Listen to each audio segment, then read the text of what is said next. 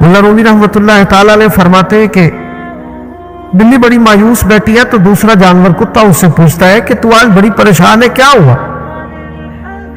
बड़े तू झूठ बोलती थी, आज बड़ी मायूस है। कहने लगी परेशान इसलिए हूं कि आज हमारे मालिक की रूह परवाज कर गई। बकरी तो छोड़ आया था, गाय तो छोड़ आया था, घोड़ा तो छोड़ आया था, अपने आप को कहां छोड़ के आता? हजरत इस्राइल अलैहिस्सलाम से भी कुछ छूट सकता है। अब बड़ा परेशान हुआ हजरत ईसा अलैहिस्सलाम की खिदमत में, हुजूर मेहरबानी करें, वो तो बातें कर रहे हैं जानवर के मेरी बारी है। तो आप फरमाने लगे तुझे कहा था तू जिस हाल में है उसी में रह, आगे बढ़ के मुदाखलत में कर, अपने दायरा कार के अंदर रह, तू आगे बढ़ा है, तू मर्जी का रिजल्ट चाहता था। कहा हुजूर मेहरबानी करे, अब होगा क्या? आप फरमाने लगे तेरे घर के अंदर एक शख्स की मौत लिखी हुई थी, बूढ़े का वक्त आया तो तू उसे छोड़ आया। अब वही मौत जब गाय पे आई तो तू उसे छोड़ आया। अब तूने तो समझा कि मैंने वहां से भी लाख बचा लिया है, यहां से भी 80,000 बच गया है। बकरी की बारी आई तो तूने वो भी 30,000 बचा लिया। अब तू नहीं बच सकता, इसलिए कि इरादा कुदरत है। तू अपनी मर्जी का रिजल्ट मांग रहा था ना, तो वक्त आ गया है। अगर तू इरादा कुदरत पे रहने देता तो शायद तेरी उम्र लंबी कर दी जाती। हजरत सीनी शक्ति रहमतुल्लाह ने दरख्त के नीचे बैठे थे, दरख्त से कहने लगे कई दिन हो गए कोई नसीहत नहीं किसी ने की, तो चल तू ही कर दे कोई, मेरा दिल सख्त हो गया। तो अल्लाह ने दरख्त को जुबान दी, बोलने लगा, कहने लगा मेरी तरह के बंदे खुद धूप में जलता हूं, लोगों को छांव देता हूं, मारते मैं फल देता हूं। तो जब फरमाने लगे तेरी बात ने मेरे ऊपर बड़ा असर किया, एक सवाल ना पूछ लो? कहने लगा पूछ नहीं। तो फरमाने लगे तो इतना ही अच्छा है तो तेरा अंजाम क्यों नहीं अच्छा? जब तू खुश्क हो जाता तो ये जवाब दिया जाता है। असल तो ये ना कि अंजाम बंदे को ठीक हो, आखिरत उसका अंजाम ठीक हो, तुझे जला दिया जाता है। तो कहते हैं दरख्त खाने लगे हुजूर आपने तो मुझे कहा था नसीहत करने का, आपने मुझे शुरू कर दिया और मेरे नब्ज पे आपने हाथ रख लिया, बड़ा अच्छा किया मुझे आप नसीहत कर रहे। मैंने लगा हुजूर मेरे अंदर बड़ी खूबी है पर एक खामी है, जिस वजह से मेरा अंजाम ठीक नहीं होता। मेरे पास इस्तकामत कोई नहीं, इधर की हवा होती है मैं उधर कहीं नहीं रहता। अगर कहीं इस्तकामत होती तो फिर मेरा ये अंजाम नहीं होता। इस्तकामत इख्तियार करें जिंदगी के अंदर, इस्तकामत जो है वो इंसान का अंजाम ठीक करती है। तेरा जो तवक्कुल है वो मजबूत होना चाहिए, तेरा भरोसा अपने रब की जात। तू गाफिल हो गया अल्लाह से, तूने इसबाब पर भरोसा सारा करना शुरू कर दिया। असबाब इख्तियार किए जाते हैं, भरोसा रब करीम पे किया जाता है। देने वाला इज्जत भी अल्लाह देगा, रिस्क भी अल्लाह देगा। बल्कि इमाम गजाली रहमतुल्लाह ने तो हदीस लिखी है, आप फरमाते हैं कि नबी पाक सल्लल्लाहु अलैहि वसल्लम ने फरमाया जिसने बंदों से इज्जत तलाश की रब उसे रुसवा कर देगा। जो सियासत करके इज्जत हासिल करना चाहता है, जो इस तरह का माहौल बनाता है कि मैं कोई ऐसे काम करूं कि लोग मेरी वाह वाह करें, लोगों से इज्जत का वसूल करने वाले को रुसवा कर दिया जाता है। इज्जत दरअसल वही है जो रब करीम अता फरमाता है। मेरे अजीज दोस्तों, आप अपनी तवज्जो, दिल की तवज्जो, रूह की तवज्जो अपने मालिक की जानिब जब कर लेते हैं, गफलत का फंदा उतार देते और हर वक्त गलबा रखना पैसों का, हर वक्त उसी में सोचना, उसी में महव हो जाना, फिर आपका ज़हनी नुकसान होता है। फिर आपकी रूह जो होती है वो बेचैन रहने लगती है। फिर ऐसे भी गरीब देखे जिनके पास पैसे हैं, पैसों के अलावा कोई शय भी नहीं। फिर ऐसे भी तंगदस्त देखे कि जिनके पास जायदादें बड़ी हुई और उनके पास रात को सुकून से सोने के लिए वक्त कोई नहीं। अजीज भाई, हजरत वैसे करनी रदी अल्लाह तआला अन्हु की मुलाकात हो गई हजरत हरम बिन हियान के साथ। ये भी ताबी है। हजरत हरम बिन हियान रहमतुल्लाह अलैह कहते یہ نا ہم تو خیر بڑی ساری باتیں سنتے ہیں تو نصیحت نہیں نہ حاصل کرتے. ویسے بھی یہ دور تقریریں کرنے تقریریں سننے کا ہے. وہ عمل کرنے والے لوگ تھے, ان کا کیا طریقہ تھا کہ وہ ایک دو جملہ کافی تھا. علم و بس کریو یار وہ ایک کوئی حرف تیری درکار, جملہ ایک بھی تیرے لیے کافی ہے, لیکن شرط یہ کہ تو عمل کا ارادہ رکھتا ہو, تیرا خیال ہو کہ عمل کرنا. وہ لوگ نا مختصر سی باتیں کرتے, مختصر سی نصیحتیں کرتے, لیکن وہ عکس جلدی کرتے, اس میں سے اپنے لیے خیر جلدی تلاش کرتے. حضرت حرم بن حیان کی ملاقات ہوئی حضرت اویس کرمی رضی اللہ تعالیٰ عنہ کے ساتھ. تو حضرت حرم بن حیان کہتے ہیں میں نے عرض کی حضور میں کسی ملک میں جا کے رہنا چاہتا ہوں, کہیں سکونت اختیار کرنا چاہتا ہوں, یہاں سے ہجرت کرنا چاہتا ہوں, تو مجھے کوئی آپ مشورہ دیں میں کہاں جاؤں. تو فرماتے ہیں کہ میں نے جب یہ سوال کیا تو حضرت ویسے کرمی نے اشارہ دیا, فرمانے لگے ان کی شان چلا جاؤں. پھر تو میں نے اگلا سوال کیا حضور میں جا کے کاروبار کیا کروں گا, بناؤں گا کیسے, کھاؤں گا کہیں سے. تو فرماتے ہیں تو ویسے کرمی نے رومال اٹھایا, کندھے پہ رکھا, چلنے لگے. میں نے کہا حضور نے سوال کا جواب نہیں دیا. تو فرمانے لگے جس دل کو ابھی تک یہی یقین نہیں آیا کہ روزی کون دیتا ہے اسے میں نصیحت کیا کروں. میں تجھے نصیحت کروں جیسے آج تک یہی نہیں پتا کہ روزی کون دیتا ہے, تو ابھی تک اپنے دل کو پکا ہی نہیں کر پایا کہ روزی رب دیتا ہے. او خدا کے بندے کیا نصیحت کروں تجھے, تو ابھی تک یہاں اڑا ہوا ہے. مال کماتے کماتے مقصد مال نہیں بنانا, دولت حاصل کرتے کرتے دولت کے لیے دل میں پیدا کرنا, بال بچے, گھر مکان, اس کے پیچھے بھاگتے بھاگتے ایسا لگا کہ پلٹ کر دیکھے کہ ہمارے بہت سارے فکری ذہنی نقصان ہو چکا ہو. بہت سارے لوگ ہم سے ایسے مقصود ہی دولت کو بناتے ہیں.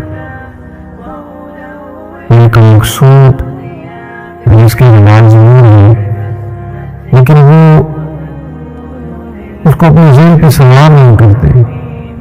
صرف دولت کی ہو کے زندہ نہیں ہے, وہ اللہ کے بندے بن کے زندہ ہے. رسول اللہ صلی اللہ علیہ وسلم کے غلام بن کے فخر محسوس کرتے.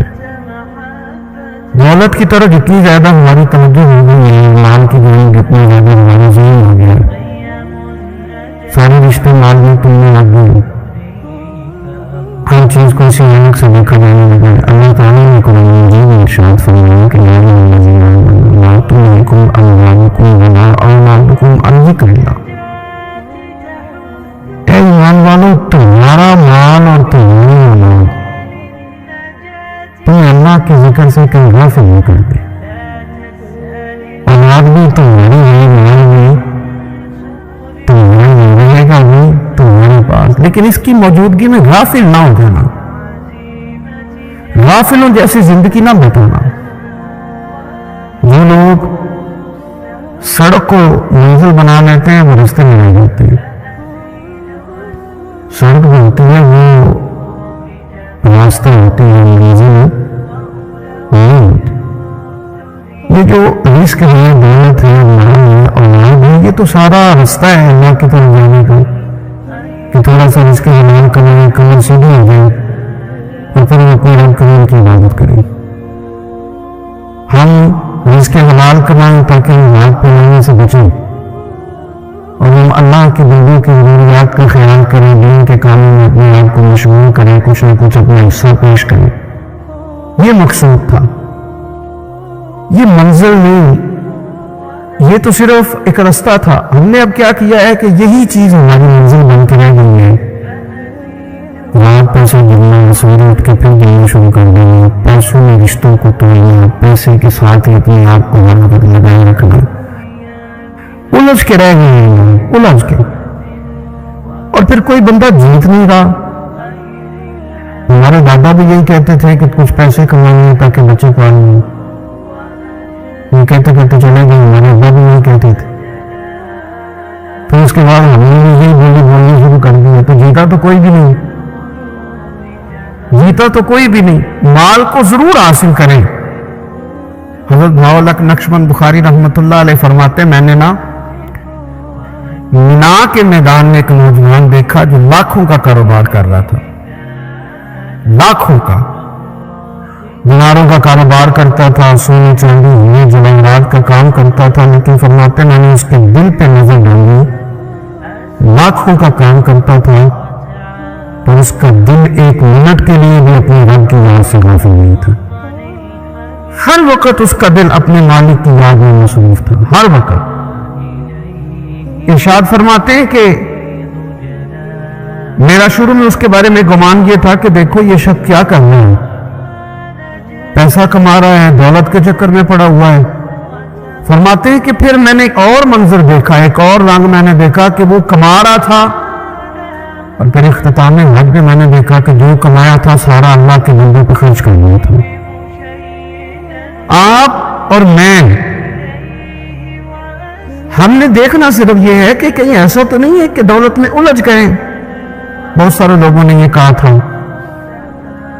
हम सुनते थे जब कोई आदमी जाने लगता था ना परदेश पैसा कमाने के लिए, तो वो कहा करता था कि मैं मुल्क से बाहर जा रहा हूँ, 2-4-5 साल लगा के आऊंगा, वापिस आके फिर यहां मैंने कोई काम करना है, थोड़े से पैसे कमाऊं ताकि ना कोई मेरा सिलसिला को बन जाए। वो 3 साल लगाने गए थे पर 30 गुजर गए, लौट के वापस कोई नहीं आए। वो 4 साल का कह के गए थे पर साल 40 हो गए, लौटे नहीं। क्यों नहीं लौटे?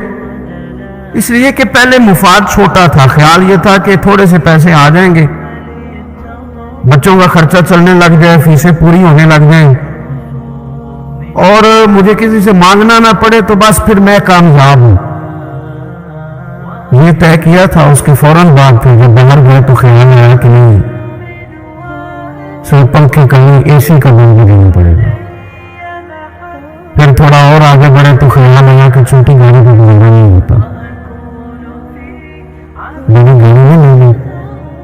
फिर ख्याल आया कि बड़ी गाड़ी ली है तो ये तो अंदर खड़ी नहीं होती, सामने वाला प्लाट मिल जाए तो जरा जनाज अच्छा बन जाएगा। फिर उलझते उलझते उलझ गए दोस्तों। फिर मालिक हकीकी की जानिब वो नजर जो हमारी होनी चाहिए थी ना रही। ज़ौक़ से नमाज पढ़ते थे पर हमारी नमाज़ें मुख्तसर हो गई। हम सवेरे उठ के ज़ौक़ से कुरान पाक पढ़ते थे, फिर वो वक्त भी हमारा दफ्तर की तैयारी में लग गया। रात दुरूद शरीफ पढ़ते थे, लेकिन वो भी सारा हमारा हिसाब किताब में वक्त गुजर गया। हमने ये समझा ही नहीं कि दौलत कारखाना नहीं देता, दौलत शेर साहब नहीं देते, दौलत आपको आपकी फैक्ट्री नहीं देती, देने वाले तो रब करीम की जात है। तो जहां से आना था वहां तवज्जो देनी चाहिए थी कि जहां सिर्फ एक सबब था, जरिया था। हजरत वैसे करनी लगी हमारे सूफिया में एक लफ्ज बोला जाता है फक्र बूज़र। यानी कुछ लोग ऐसे हैं जो सैयदना अबू ज़र ग़िफ़ारी रज़ी अल्लाह तआला अन्हु के तरीके पे चलते हैं। एक लफ्ज बोला जाता है फक्र बूज़र। कुछ लोग फक्र बूज़र के कायल थे, इसी मिजाज के कायल थे हजरत सैयदना वैसे करनी रज़ी अल्लाह तआला। उनके ज़हन में एक बात बैठ गई थी कि यार देने वाला अल्लाह है, हमारी जो गफलत है ना वो भला क्यों हुई है? इसलिए हुई है कि पैसे किसी को बुरे नहीं लगते, पता नहीं क्या कशिश है। आप किसी जगह भी उनका नाम ले लेते हैं, किसी जगह भी आ जाते हैं तो ये बुरे लगते हैं। ये जनाब बड़ी बड़ी फकीरी का दावा करने वाले और लोगों को तरीकत और तसव्वुफ का दर्ज देने वाले उनको भी अच्छे लगते हैं। ये तो जनाब जो लोगों को कह रहे हैं फकीर हो जाओ फकीर हो जाओ, वो खुद अमीर होते जा रहे हैं। ये पता नहीं इनमें क्या ऐसा खास। हमारे एक उस्ताद थे तो मिजाज में बड़ी ज़राफत थी, हालांकि बड़े अल्लाह वाले बंदे थे। तो बात बड़ी वो दिल लगी किया करते थे। एक दिन हमने पूछा उस्ताद की खुशबू कौन सी अच्छी लगती है? कहीं मेरे बेटा को पैसों नहीं आती है, ये बड़ी अच्छी लगती है। इसलिए کہ ملتے کم ہیں. ہمارا نا جب اس طرح کا ذوق بن جاتا ہے نا, آپ مزاج بنا لیتے ہیں پیسوں کا. لوگ سمجھتے ہیں کہ غریبی کا ڈر شاید زیادہ ڈر ہے, لیکن کبھی آپ دروازے رسول پہ گئے نا تو حضور نے تو کوئی اور ڈر بیان کیا ہے. حضرت ابو عبیدہ بن جراح رضی اللہ تعالیٰ بحرین سے نا مال لے کے آئے بہت سارا, حضور نے بھیجا, جزیہ لینے گئے, غنیمت کا کچھ مال تھا, آپ لے کے مسجد میں آئے تو لوگوں کو پتہ چل گیا کہ آج مال آیا ہے. ہم سب کو حصہ ملتا تھا اس میں سے, بدریوں کو زیادہ ملتا تھا, باقی لوگوں کو بھی ملتا تھا. تو فجر کی نماز کے بعد لوگ گھروں کو جایا کرتے تھے, لیکن آج پتہ چلا نا مال آیا ہے. تو یہ سیاستہ میں حدیث موجود ہے, سب لوگ مسجد میں بیٹھے رہے. حضور علیہ السلام نے فرمایا تمہیں پتہ چل گیا میں اس کے وزیر ہوں, فرمایا تمہیں بات میں لگے دینے لگے.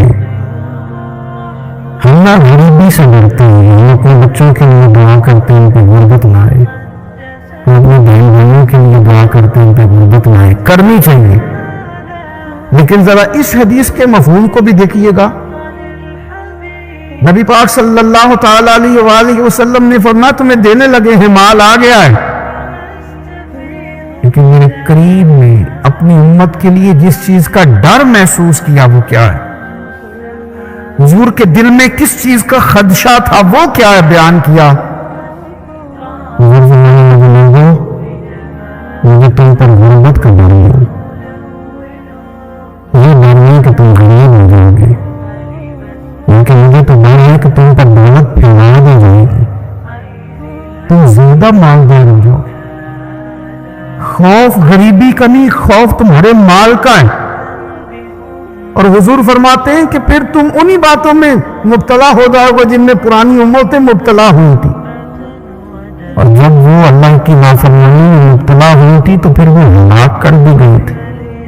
مجھے ڈر ہے, مجھے ڈر ہے. ہاں, جہاں دولت آتی ہے وہاں سستی بھی آتی ہے, جہاں دولت آتی ہے وہاں معاذ اللہ عیاشی بھی آتی ہے. جہاں دولت زیادہ آ جاتی ہے وہاں پہ لوگ ہر چیز کو دولت میں توڑنے لگتے ہیں.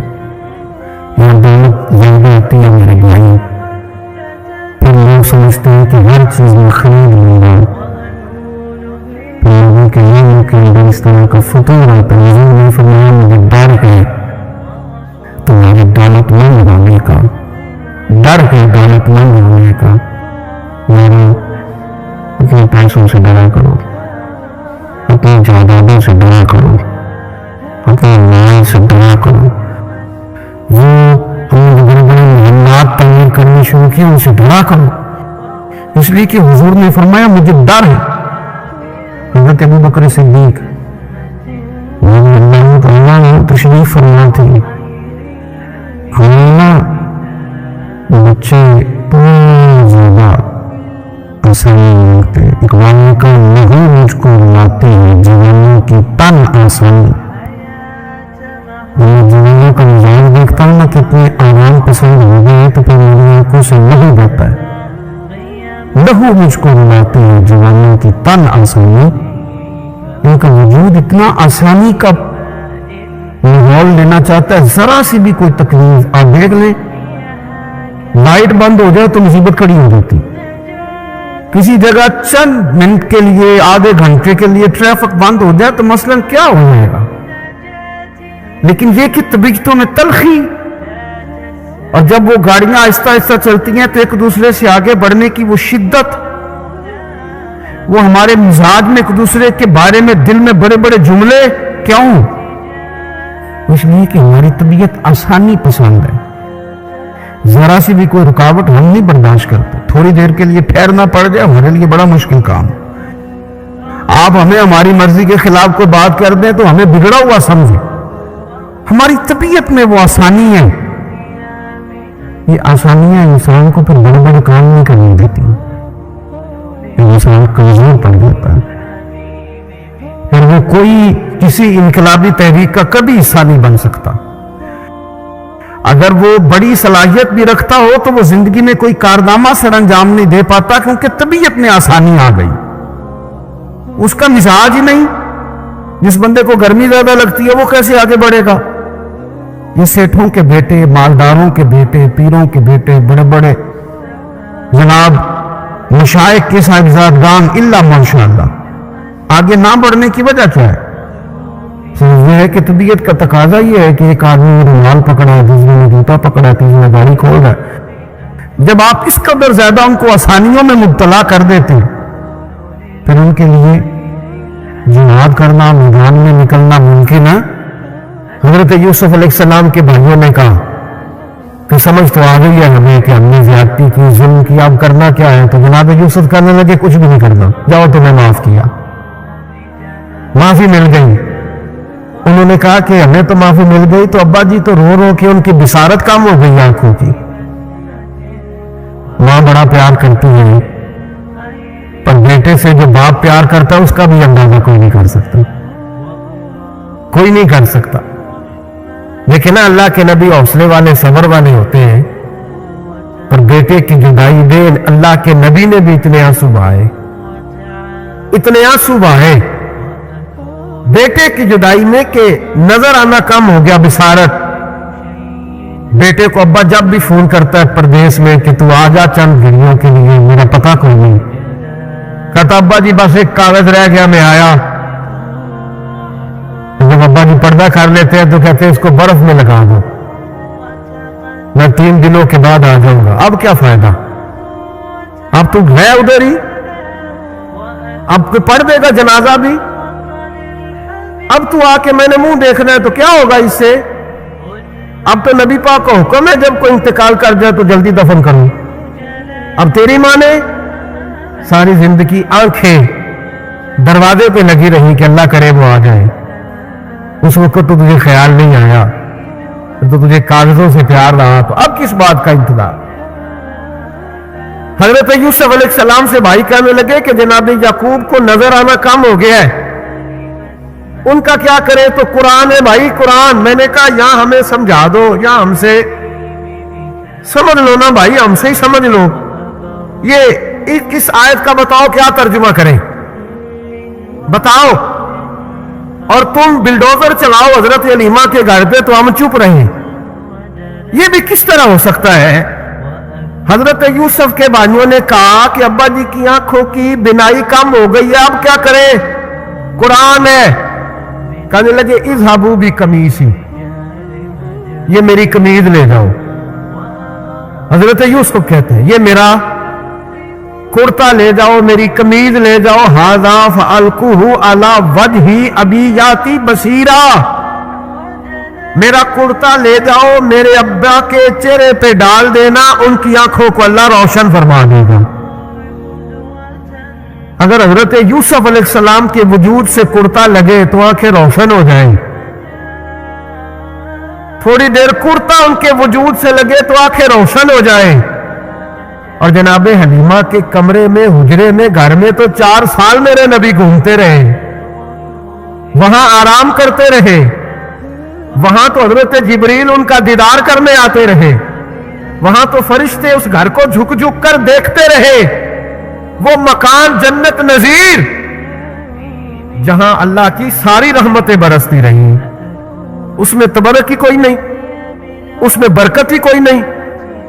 آؤ یہ تو بات ہے نا حضرت یوسف علیہ السلام کی، بخاری مسلم. میں نے کہا کہ یار یا تو یہ حدیث علیحدہ کر یا پھر ہمیں اس حدیث کا ترجمہ بتاؤ. بات بھی کسی معمولی ہستی کی نہیں، جناب سیدہ عائشہ صدیقہ کی بڑی بہن، حضرت ابو بکر صدیق کی بڑی صاحبزادی، اور وہ والی بی بی جسے میرے نبی نے پیار ہی بڑا کیا ہے. حضور کے لیے غار ثور میں کھانا لے کے جانے والی حضرت اسماء بنت ابی بکر صدیق، وہ کہتی ہے میرے پاس مصطفیٰ کا ایک جبہ تھا، حضور کا ایک جبہ. کون سا؟ جسے میرے نبی نے کچھ دفعہ یا ایک دفعہ پہنا تھا.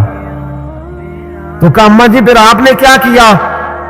تو حضرت جناب سیدہ اسماء بنت ابی بکر صدیق کہنے لگی وہ تھا حضرت عائشہ کے پاس. جب وہ بیمار رہنے لگی تو میں نے کہا عائشہ یہ خزانہ بڑا قیمتی ہے، مجھے نہیں دے دیتی؟ وہ جبہ میں نے لے لیا، بخاری مسلم ہے. बुखारी मुस्लिम। हजरत जनाब सैयदा अस्मा बिन्त अबी बकर सिद्दीक से लोगों ने पूछा, अम्मा जी आप क्या करती हैं?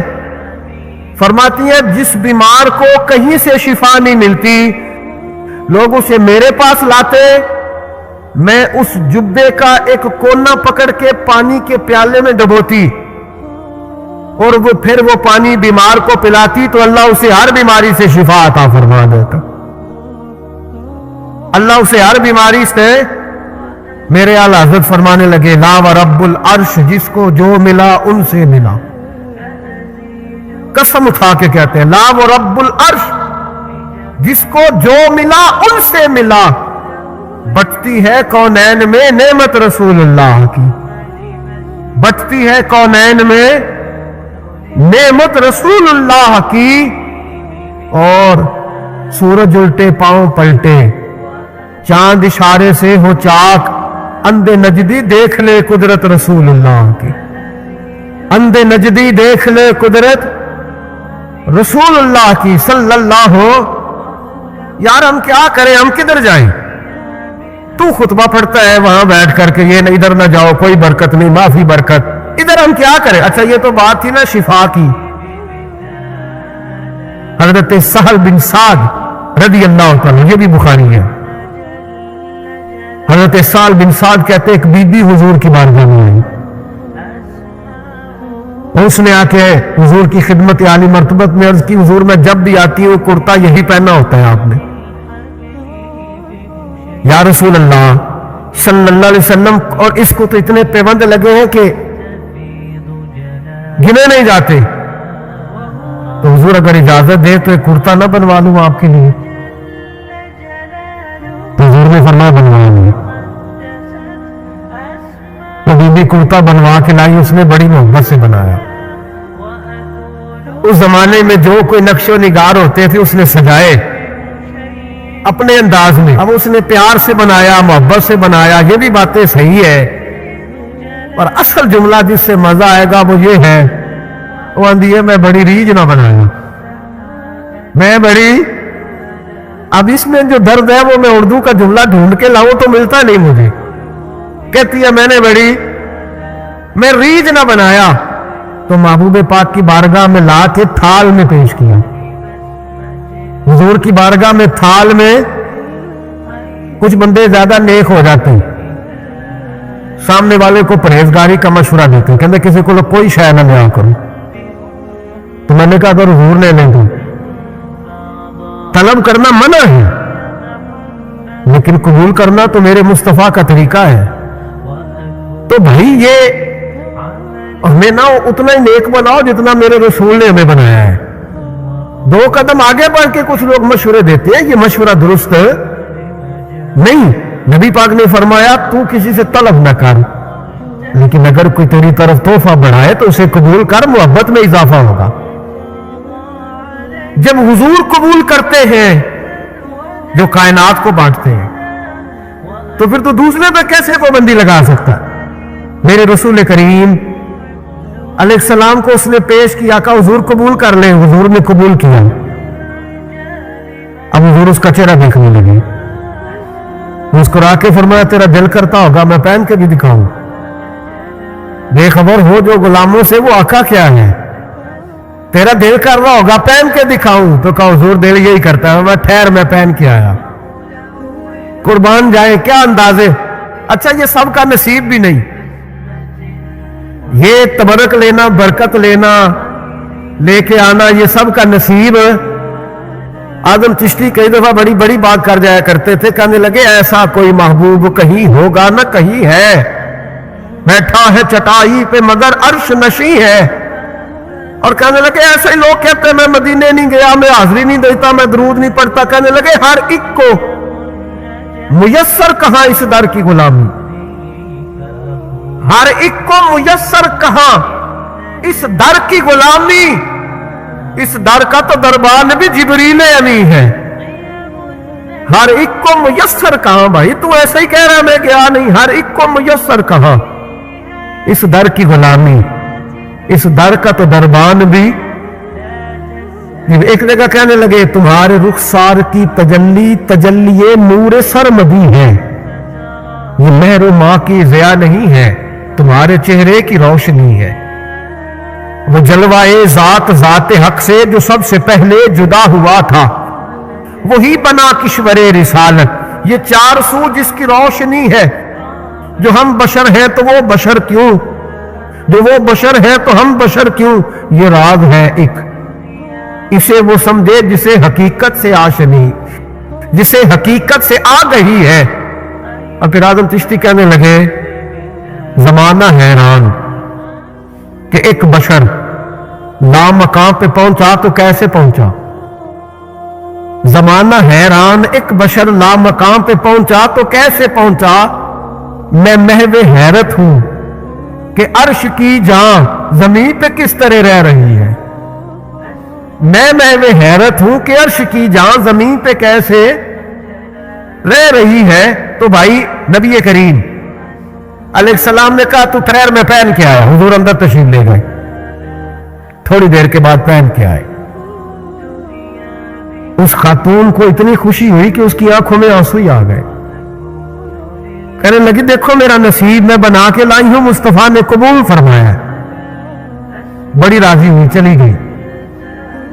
حضرت سال بن سعد کہتے قریب ایک صحابی کھڑے تھے، اور شارحین نے لکھا ہے معمولی آدمی نہیں، حضرت عبد الرحمن ابن عوف تھے، صحابہ میں سب سے امیر آدمی۔ اللہ اکبر، ذرا لطف دیکھیے گا۔ کہتے وہ قریب کھڑے تھے، جب حضور نے پہنا نا تو تعریفیں کرنے لگے، کہنے لگے سونے کمال ہی ہو گئی ہے، محبوب کیا بات ہے۔ حضور اس کے بنانے کی محبت کی بھی کیا ہی بات ہے، پر جو اللہ نے رنگ روپ آپ کو عطا فرمایا اس کی بھی کیا ہی بات ہے۔ یا رسول اللہ اتنا پیارا لگ رہا ہے، اتنا پیارا۔ جب کوئی زیادہ تعریف کری نا تو تعریف کرنے والوں کی بھی اپنی اپنی نیتیں ہوتی ہیں نا۔ جب زیادہ ہی تعریف کی تو حضور نے فرمایا تجھے پسند آ گیا دے دوں، اور پسند آ گیا تجھے۔ کچھ بندے سیانے ہوئے پتا ہوتے ہیں جو مرضی پہ آ کے تیار نہیں کرتا، اور جنہ مرضی تعریف کرو وہ کہنے تو لگا رہو مجھے پتا تو کی پیار ہے، تو کہا پسند آ گیا ہے یا رسول اللہ بڑا، تو فرمایا چاہیے، کہ حضور مہربانی ہو جائے تو کیا ہی بات ہے۔ سرکار اندر گئے، وہ پرانا کرتا دوبارہ پہنا، اور میرے رسول پاک علیہ السلام نے اس کرتے کو اتارا، بخاری پڑھ رہا ہوں، اور نبی پاک نے لا کے دیا، فرمایا چل یار وہ بھی راضی ہو گئی ہے تو بھی راضی ہو جا، تو دونوں راضی ہو جائے، وہ بھی راضی ہو کے گئی تو بھی راضی ہو کے جا۔ اس کو دیا، حضور چلے گئے۔ صحابہ بعد میں اس صحابی کے پیچھے کہنے لگے یار تو تگڑا بندہ ہے، تجھے ضرورت ہی نہیں تھی، اور حضور علیہ السلام نے بڑی مشکل سے قبول کیا۔ حضور تو کسی کی طرف توجہ ہی نہیں کرتے، طلب ہی نہیں کرتے، یہ والا خیال ہی۔ اور اگر آج حضور نے قبول کیا اور اتنا پیارا لگا تو تم سے برداشت ہی نہیں ہوا، کس طرح کا آدمی ہے تو۔ لوگ اس کے گرد اکٹھے ہوئے تو حضرت عبد الرحمن ابن عوف کی آنکھوں میں آنسو آ گئے، کہنے لگے میرے بھولے دوستوں تمہیں غلطی لگ گئی، تمہارا کیا خیال ہے میں نے ولیمے پہ پہننے کے لیے لیا ہے، تمہارا کیا خیال ہے شادی کی دعوت میں پہنوں گا، تم کیا سمجھتے ہو عید والے دن پہنوں گا۔ اور گویا اپنی داڑھی کو پکڑ لیا، کہنے لگے دیکھو بال سفید ہو رہے ہیں، پھل پک رہا ہے، گناہگار بڑا ہوں، اگرچہ بدر میں بھی گیا ہوں، احد میں بھی تلوار اٹھائی ہے، مال بھی دیا ہے، ہر جگہ گیا ہوں، پر کسی عمل پر بھروسہ نہیں۔ یہ کرتا حضور کے جسم سے لگ گیا ہے، اب اسے سنبھال کے رکھوں گا، اور مرتے وقت وصیت کروں گا گھر والوں کو کہ جب میں مروں نا تو اس کرتے میں مجھے کفن پہنا دے۔ مجھے امید ہے جب حضور کا کرتا پہن کے قبر میں جاؤں گا تو رب کے فرشتے مجھ پر عذاب نہیں دیں گے، بلکہ بغیر حساب کتاب جنت عطا فرما دیں گے۔